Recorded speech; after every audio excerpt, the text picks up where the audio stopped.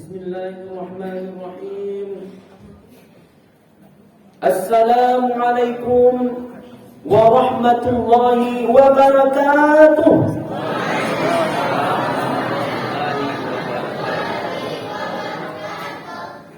Kalau apa cari dari Teko Pak Ibu, yang paling banyak tu kaum ibu-ibu. Tapi yang seketiknya jawab salam, ayo kaum ibu-ibu lo balik. Bah tu tahu banyak buku kan Pak Ibu. Kita ulanglah sekali lagi ibu. Assalamualaikum warahmatullahi wabarakatuh.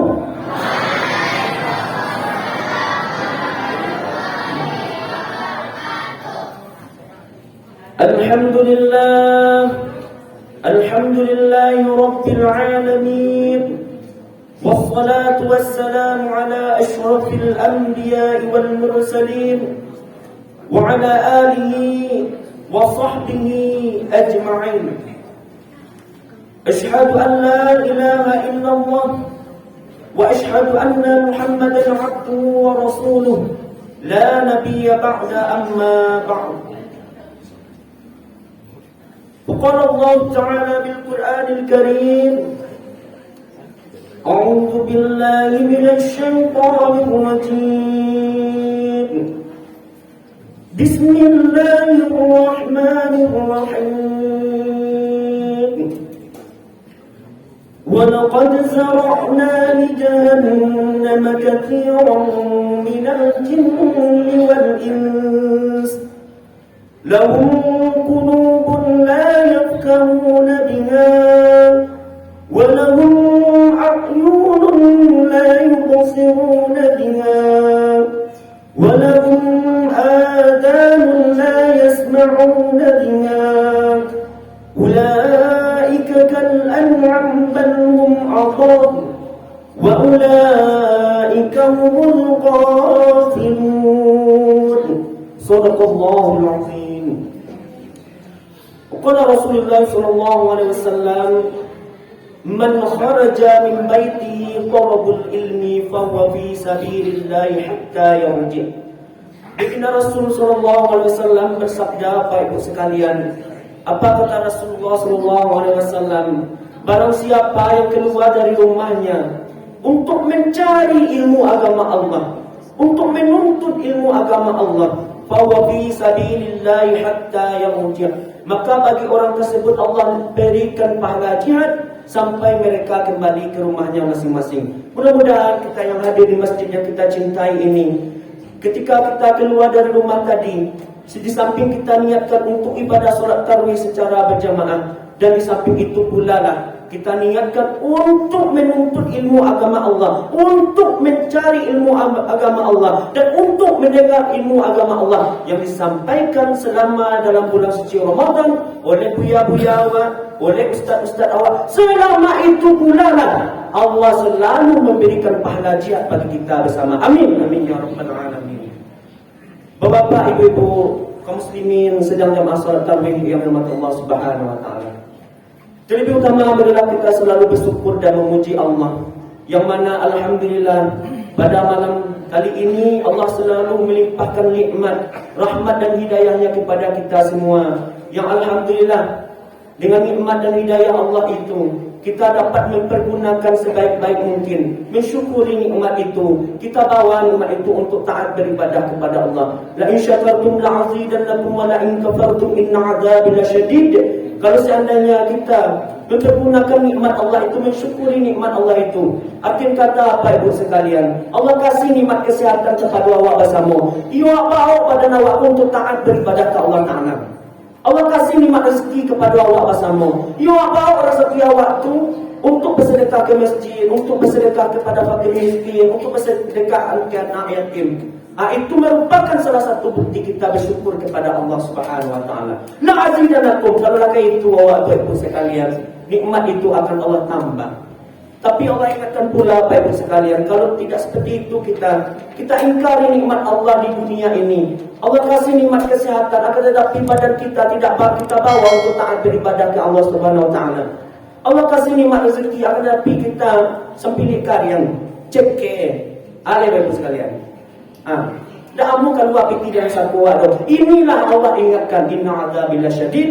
Jangan sampai nikmat yang Allah kasihkan itu Allah putar balikkan menjadi azab bagi awak di atas dunia. Inilah perlu kita hati-hati hidup di atas dunia baik sekalian. Kalau Allah ingin mengambil nikmatnya daripada kita, gampang aja oleh Allah Subhanahu wa taala. Ada Allah jadikan kebakaran, ada Allah jadikan musibah, sakit segala macam. Itu merupakan teguran yang diberikan oleh Allah agar kita kembali menempuh jalan Allah Subhanahu wa taala. Bapak Ibu dan jangan lupa pula kita berselawat kepada Nabi kita yakni Nabi Muhammad sallallahu alaihi wasallam. Allahumma shalli ala sayyidina Muhammad wa ala ali sayyidina Muhammad. Kenapa Bapak Ibu sekalian? Karena Nabi awal telah menegakkan kalimat tauhid di permukaan bumi ini.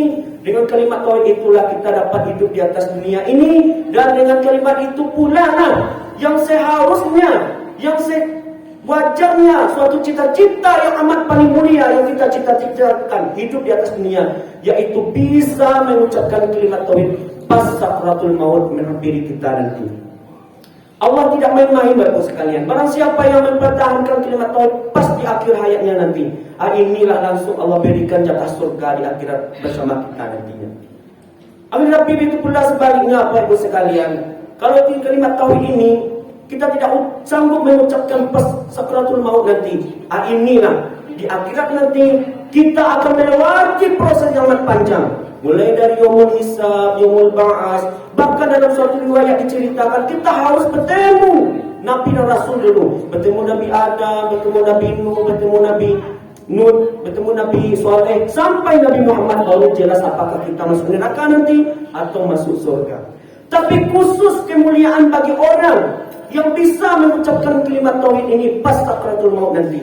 Iko menunggu sanang sih di akhirat nanti ya Bapak sekalian. Alam maksudnya anak sok masuk surga. Inilah Bapak sekalian. Memang tidak mudah Bapak sekalian. Akan tetapi usaha kita yang kita hidup di atas dunia ini, kita mesti latihan kalimat tauhid itu. Ibu-ibu ketika mengandung anak, ibu-ibu ketika memangku anak, ibu-ibu ketika mentidurkan anak dan cucunya, bacalah kalimat tauhid itu. La ilaha illallah, la ilaha illallah, Muhammadur Rasulullah. Apa-apa ketika duduk termenung di teras, bacalah kalimat tauhid itu. La ilaha illallah, Muhammadur Rasulullah. InsyaAllah Bapak Ibu sekalian, kalaulah seperti itu kita terlatih di dunia ini, InsyaAllah Allah beri kemudahan kita nanti menghadapi sakratul maut bisa mengucapkan dua kalimat syahadat kepada Allah Subhanahu wa taala. Bapak Ibu sedang jemaah salat tarawih yang dirahmati Allah Subhanahu wa taala. Rasanya kurang afdol rasanya kalau seandainya kita masuk ke berpidato atau mengaji. Ada lebih dulu aku memperkenalkan diri kepada ibu-ibu, bapak-bapak sedang jemaah salat tarawih yang dirahmati Allah Subhanahu wa taala. Kenalkanlah Bapak Ibu sekalian, nama dikasih oleh orang tua yaitu Gusti Pak Andri. Panggilan Ambo Andri Bapak Ibu sekalian. Kampung halaman Ambo, kampung asal yaitu Kabupaten Pesisir Selatan. Tepatnya di Tarusan, Negari Barung-Barung Melantai. Nanti ya Pak Ibu sekalian, pas ketika hari raya pergi wisata ke Puncak Mande sana, terciumlah bau durian, bau durian tuh Pak Ibu sekalian, tercium deh ibu-ibu nanti, atau di sebelahnya itu ada batang air gadang, ada jembatan, itu kampung Ambo tuh Ibu sekalian. Ketika Ambo tamat SD dulu di kampung halaman, inilah salah satu bukti didikan orang tua Ambo, mengingkari didikan orang tua Ibu sekalian. Akan tetapi kekayaan didik orang tua itu untuk kebaikan, untuk kebenaran. Yang mana setelah Ambo tamat SD di kampung halaman dulu, dicampakkanlah Ambo di Kota Padang untuk menuntut ilmu agama Allah. Tapi juga dicampakkan untuk menuntut ilmu agama Allah. Yaitu di tempatnya di Pondok Pesantren Darul Ulum Air Pacah Kota Padang, yang sekarang beralamat di Lubuk Menturun sekalian. Alhamdulillah takdir Allah. Selama 7 tahun Ambo menimba ilmu agama di sana. Alhamdulillah pas bisa juga Ambo menamatkan dan melanjutkanlah studi di UIN Imam Bonjol Padang. Alhamdulillah lah pertengahan selesai baru. Itulah tadi Ustaz menyampaikan lah SH Ambo. Itulah doa sekalian. Mudah-mudahan capek lah. Sekarang Ambo lagi menyusun juga sekalian. Bapak Ibu kaum muslimin sedang jemaah salat tarawih yang dirahmati Allah Subhanahu wa taala. Tujuan aku menyampaikan itu apa itu sekalian? Kalau kita cinta ke anak awak, kalau awak sayang ke anak awak campaklah anak awak tukar untuk ilmu agama Allah. Jangan sampai apa itu sekalian besok kita menyesal. Mengaji anak ke masjid, mengaji anak kita ke surau, mengaji anak kita ke musala. Dek lacui saya dek guru seteknya dek na Allah cuma besok jam 3 jangan mengaji lain. Lihatlah, kita saksikanlah 20 tahun, 30 tahun yang akan datang, sumayang dah tentu deknya dah, mengaji dah tahu dah, berdoa dah tahu, ada yang kirim untuk awak besok, awak lah ketika dalam kuburan nanti. Itu baik sekalian. Jadi intinya apa cerita tadi itu apa itu sekalian? Kalau awak sayang dan cinta anak awak, masukkanlah mereka ke agama. Seterahlah. Yang penting sekolah itu ada kurikulum agamanya. Bapak Ibu sekalian, sedang jemaah salat tarawih yang dirahmati Allah Subhanahu wa taala. Dan sebelum ambo menyampaikan tausiah, terlebih ambo sampaikan Bapak Ibu sekalian, ambo yang agak risiko, berisiko, tidak berpidato dan ceramah. Ambo yaitu ingin mengaji. Mengaji ku Bapak sekalian, mengaji ku itu sampai selesai Bapak sekalian.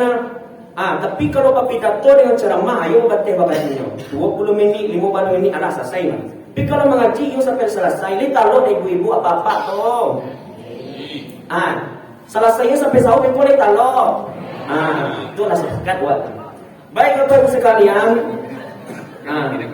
Kaji awak pada kali ini yaitu bagi anak-anak kita yang mencatat tugas sekolah, catatlah di dunia yaitu martabat tobat. Martabat tobat.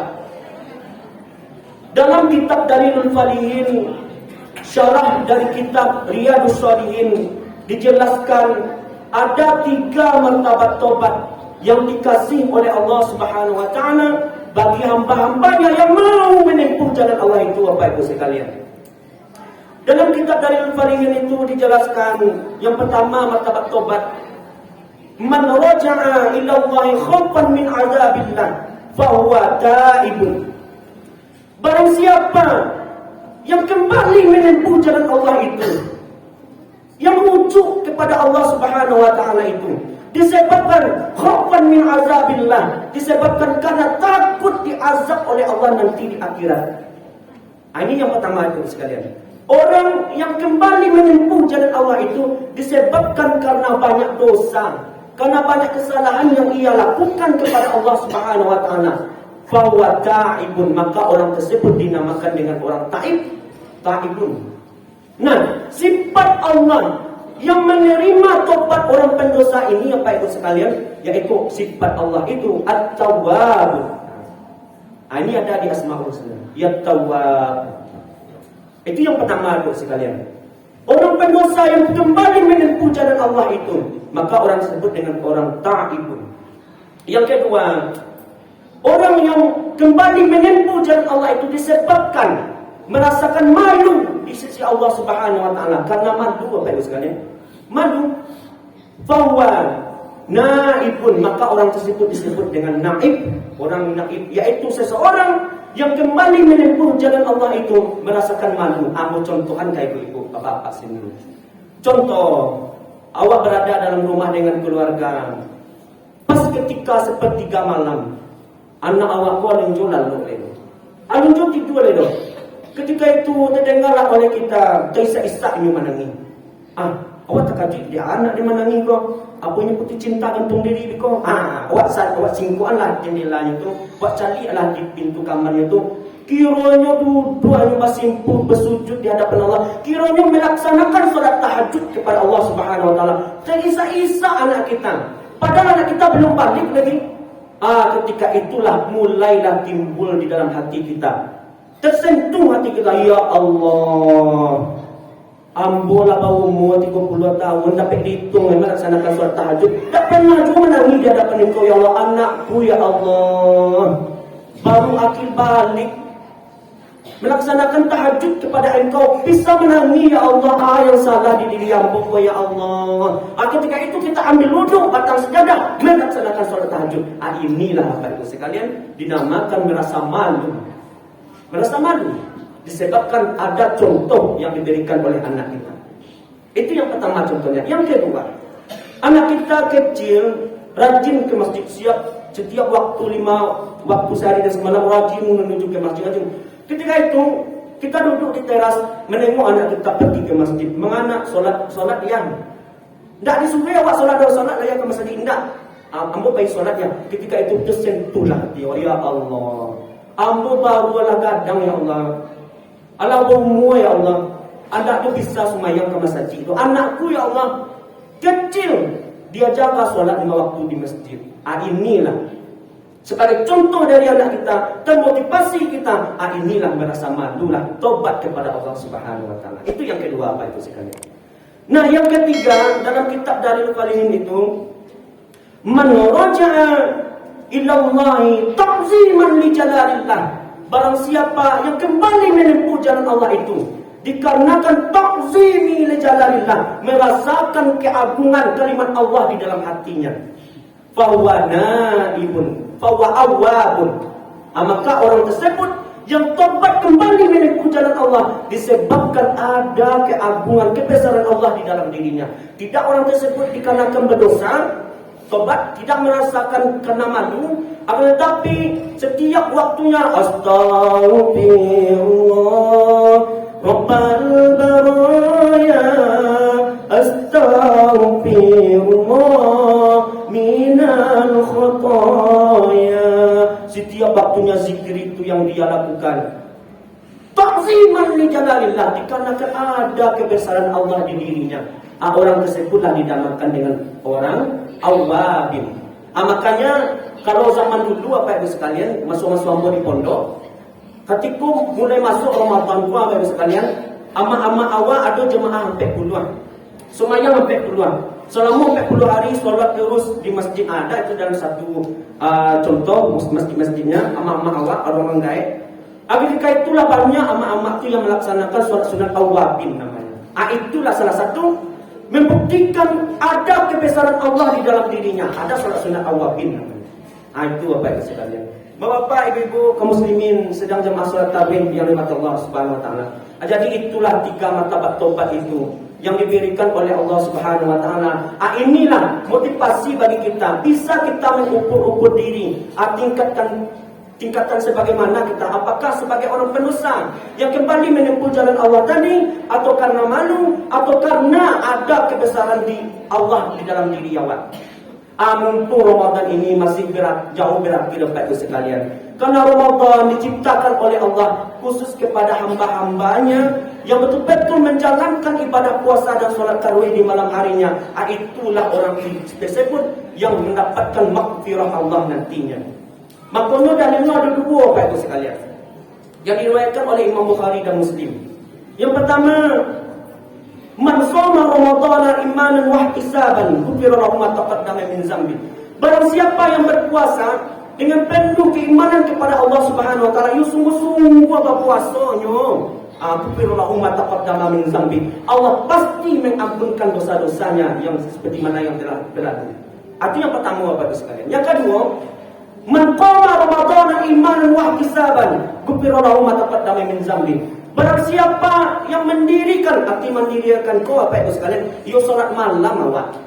Inilah contoh seperti kita mendirikan ibadah sholat malam ini, sembahyang tarawih.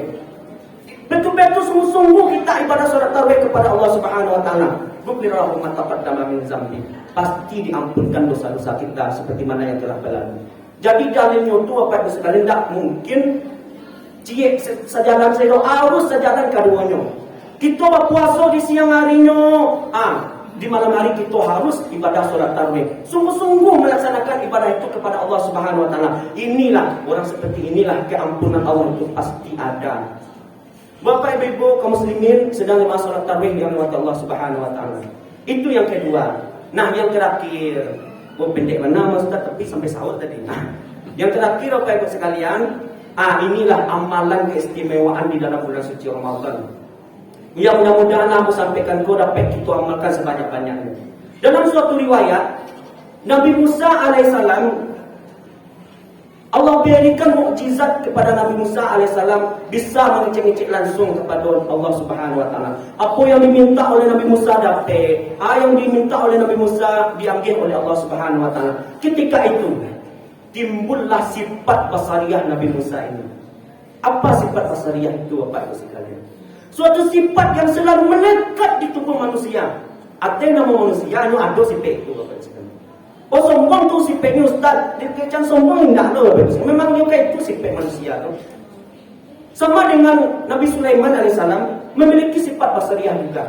Nabi Sulaiman alaihissalam Allah berikan kelebihan harta yang melimpah banyak harta Nabi Sulaiman Bapak Ibu sekalian. Ketika itu terlintaslah sifat basariyah Nabi Sulaiman ini. Apa? Meminta kepada Allah Subhanahu Wa Taala. Ya Allah, izinkanlah aku sehari seno alam ya Allah sehari seno manggil makan lauk yang ada di lautan. Izinkanlah aku ya Allah. Oh kalau kayak itu kata engkau wahai Sulaiman, silakan.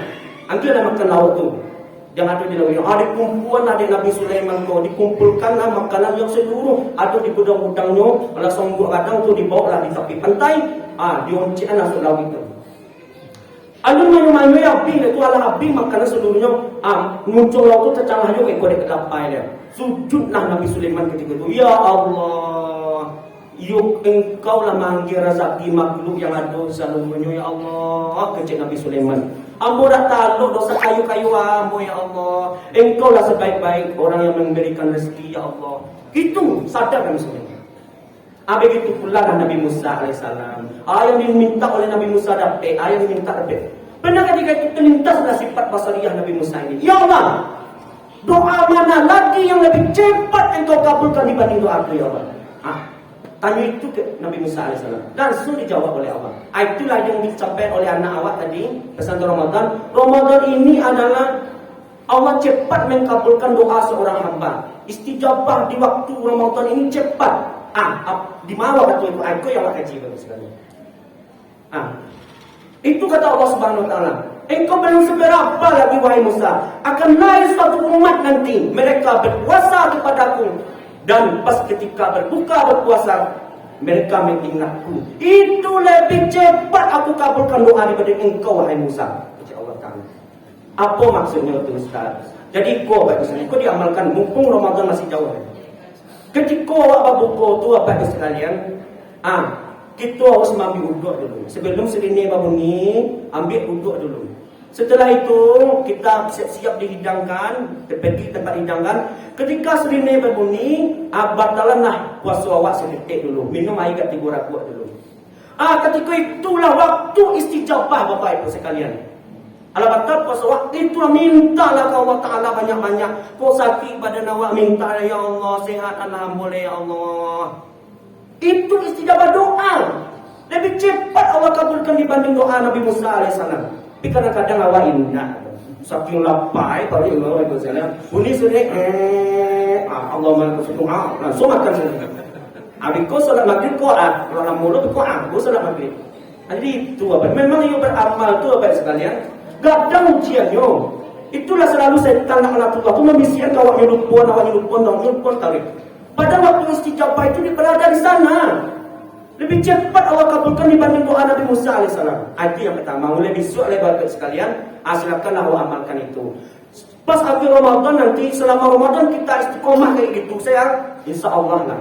Allah pasti mengabulkan apa keinginan kita, apa keperluan kita hidup di atas dunia ini. Yang pertama bapak sekalian. Yang kedua, ketika kita sholat subuh, setelah muazin azan di sini ada itu sholat sunnah yang Allah lebihkan fadilah amalnya apabila orang istiqomah melaksanakan sholat sunnah itu yang dinamakan dengan sholat sunnah fajar. Apa usul itu Bapak Ibu sekalian? Usolli sunnatan fajri raka'ataini lillahi ta'ala. Sengaja aku sholat sunat fajar 2 rakaat karena Allah Ta'ala yang dilaksanakan setelah muazin azan sebelum kita melaksanakan sholat sunat qobliyah subuh. Sholat sunat fajar namanya. Nah, rakaat pertama kita baca ayat pendeknya setelah baca surat Al-Fatihah, yaitu surat Al-Insyirah namanya. Alam nasrah laka sadrak wa wada'na anka wizrak. Ambo yakin kau apa itu jangan risiko pasti apik. Dapet memang ini ayatnya, dah panjang. Rakaat pertama awak baca surat Al-Insyirah. Rakaat yang kedua setelah kita selesai membaca surat Al-Fatihah, kita baca rakaat yang kedua itu ayat pendeknya surat Al-Fil. Alam tara kaifa fa'ala rabbuka bi ashabil fil. Itu Bapak Ibu sekalian. Apa fadilahnya Allah berikan bagi orang yang istiqomah menjalankan salat sunat fajar ini sesuai ayat-ayat pendek tadi itu resepnya istilahnya Bapak sekalian. Apa fadilahnya? Allah jamin keamanan bagi mereka hidup di atas dunia sampai di akhirat nanti. Allahu Akbar. Luar biasa Bapak sekalian. Memang ini kadang-kadang awak heran-heran itu dia dunia. Bayar dia Bapak sekalian. Anak sianu tuan. Anak dulu di kolong motor, ondanya cair, ini tak ada bapak. Anak sianu tuan. Tak singgu ada dan ciri otot seteknya. Ondanya ada bapak, ini mati. Pak aku kayak itu. Kadang awak heran-heran, itulah keutamaan tadi itu Bapak sekalian. Barang siapa yang beramal soleh hidup di atas dunia ini, Allah jamin hidup keamanannya sampai akhirat nanti. Banyak awak beramal hidup di atas dunia, amalan itulah sebagai penopang awak Bapak Ibu sekalian. Sebagai tungkek bagi awak melangkahkan kaki hidup di atas dunia. Kau susah hidup di atas dunia, amalan itulah untuk menyenangkan hati awak. Kau payah hidup di atas dunia, melalui amal itulah Allah beri jalan keluar untuk menuju masalah yang awak hadapi. Itu fadilahnya Bapak Ibu sekalian. Laksanakanlah mulai subuh besok, mari awak beramal sama-sama. Istiqomahlah menjalankan itu. InsyaAllah lah apa saja keluh kesah kita hidup di atas dunia, pasti Allah berikan jalan keluarnya. Memang hidup di atas dunia pun susah, susah. Kalau banyak orang tanya, Bu, baik di sini Bu, onde Pak, ya Ustaz. Pak, baik di sini Pak, ya Ustaz. Ini orang lain Ustaz. Itu, tapi khusus bagi orang yang istiqomah, betul-betul beramal soleh, ibadah kepada Allah banyak-banyak. Ini tidak ada kesusahan hidup di atas dunia. Allah tanamkan di dalam batin orang tersebut sifat batiniyah, tenang batiniyahnya, tentram batiniyahnya, damai batiniyahnya. Biarlah awak dapat pagi abilo sanjung, biarlah dapat lo patang abilo besok celai. Biarlah kayak gitu. Agar tapi di keluarga awak itu Allah tenangkanlah ketenangan batiniyahnya. Ada dosa yang payah hidup di atas dunia Bapak sekalian. Banyak orang yang kaya Bapak sekalian, banyak orang memiliki harta yang berlimpah, akan tetapi tidak Allah tenangkan dia, sifat batinnya itu tidak Allah berikan. Itu contohnya di Jawa itu apa? Rapi orang banyak itu miliaran, ratusan juta, akan tetapi sibuk tadi sehari-harinya KPK tiba tidak ada apa-apa. KPK sendiri dibuka, tentu ada yang buat. Itu saya rusuh Bapak sekalian. Jamin. Itulah gunanya sifat batinnya, ketenangan batin itu Allah berikan. Jadi biarlah awak biasa-biasa aja. Kalau lebih dihargai oleh Allah hidup di atas dunia, kita impakkan. Biarlah hidup kayak gitu. Yang penting kita tekankan, kita selalu beramal sebanyak-banyaknya kepada Allah Subhanahu Wa Taala. Inilah Allah berikanlah ketenangan batin niat kepada awak. Kalaulah ketenangan batin niat itu Allah awak dapat Bapak sekalian. Hidup di atas dunia terasa mudah. Dan hidup awak di atas dunia ini sangat berarti untuk beramal sebanyak-banyaknya ke Allah Ta'ala, untuk melangkahkan kaki ke kampung akhirat awak selama-lamanya, abadi kekal selama-lamanya. Bapak Ibu kaum muslimin sedang jemaah salat tarawih yang dirahmati Allah Subhanahu Wa Ta'ala. Oleh karena itu pertemuan kita kali ini mudah-mudahan dapat bermanfaat bagi kita yang bersama. Kita cukupkan dengan itu. Macam. Tapi sampai sahur gitu kan. Jadilah karena ibu meminta kita apalah sampai kaji kona. Sampai kaji kona. Ya atur lah. Oke Bu. Sampai kaji kona. Itu yang pertama Bapak sekalian. Tapi ibu tadi itu aku Ustaz. Nah yang terakhir, itu yang terakhir Bapak sekalian. Tahu kampung tadi dah lama sebenarnya. Yang terakhir, kita mesti Bapak Ibu sekalian, kita sempurnakanlah amal ibadah dalam bulan suci Ramadan ini sebanyak-banyak. Apa saja jurus salat sunat Bapak Ibu sekalian, keluarlah banyak-banyak di dalam bulan suci Ramadan kok. Apa saja itu? Karena tak tanggung dah Allah berikan. Dulu ayat itu kan mau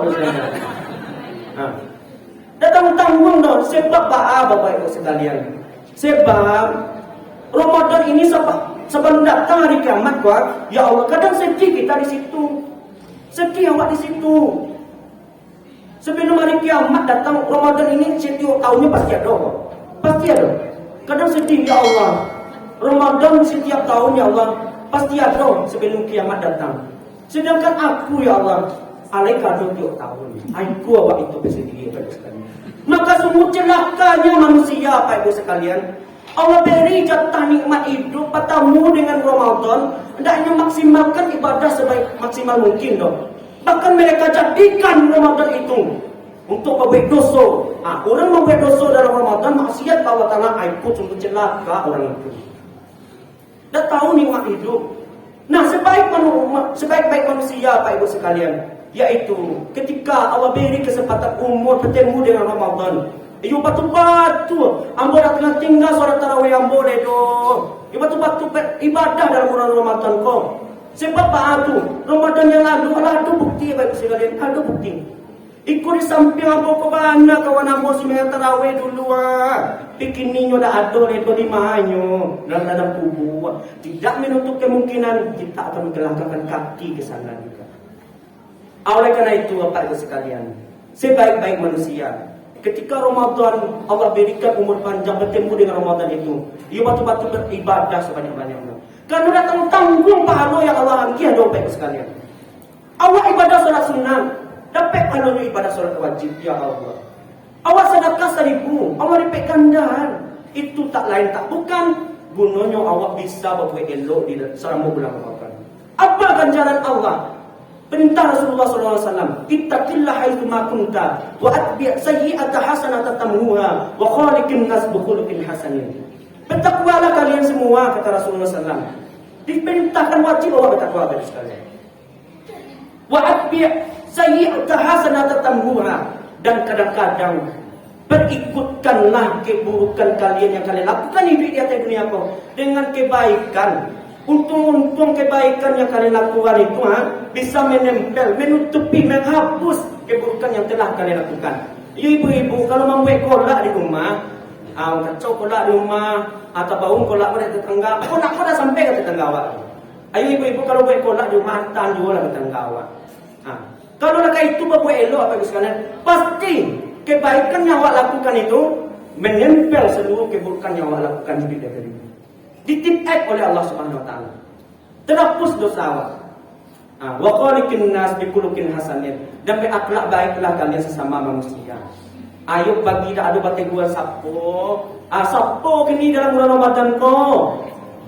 Dan tanggung dah biko, tergantung amal ibadah awak antara langit dan bumi biko bu, Pak.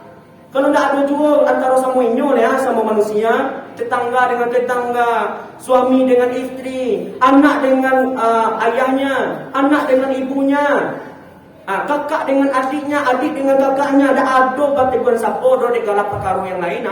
Mulai Ramadan ini gua berjabatkan tangan lah, minta maaf lah. Sebab dia betul-betul. Itulah hadis Rasulullah SAW. Ketika Rasulullah khutbah, ada 3 yang Rasul aminkan. Asal satunya itu berteguran sapa. Biko tergantung amal awak antara langit dan bumi Bapak sekalian. Ya mudah-mudahan Ramadan kali ini kita dapat memaksimalkannya sebaik-baik mungkin. Sangat berarti bagi kita karena tidak menutup kemungkinan Ramadan yang akan datang bisa awak bertemu lagi. Tapi doa awak perlu. Mudah-mudahan kita diberikan umur yang panjang oleh Allah Subhanahu Wa Taala. Amin amin ya rabbal alamin. Itu yola bonal. Tadi bilang kurang mohon maaf. Iko lah lebih Ibu sekalian, lebih kau ngaji. Lebih maaf tuh Pak Ibu. Alhamdulillah. Ya mudah-mudahan kalau ada umur panjang kita bertemu lagi, kita mengaji lo balik. Tadi bilang kurang mohon maaf. Kita tutup dengan mari sama-sama kita sholat tarawih. Wabillahi taufiq wal hidayah. Wassalamualaikum warahmatullahi taala wabarakatuh.